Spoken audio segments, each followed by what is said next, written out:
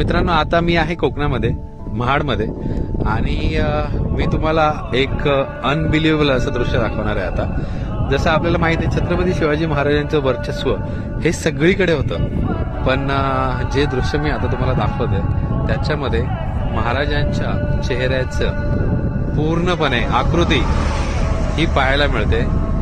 जी समोर पर्वतरांग आहे तिकडे बघा, महाराजांची जिरेटोप, त्याच्यानंतर डोळे, नाक, होठ आणि दाढी, हे सगळं बघा किती हुबेहूब पाहायला मिळते. तुमच्यापैकी किती जणांनी तिकडे येऊन हा अनुभव घेतलाय हे नक्की मला कॉमेंट सेक्शन मध्ये सांगा. पण खरंच अंगावर काटे आणणारं दृश्य हे आज मी अनुभव करतोय इथे.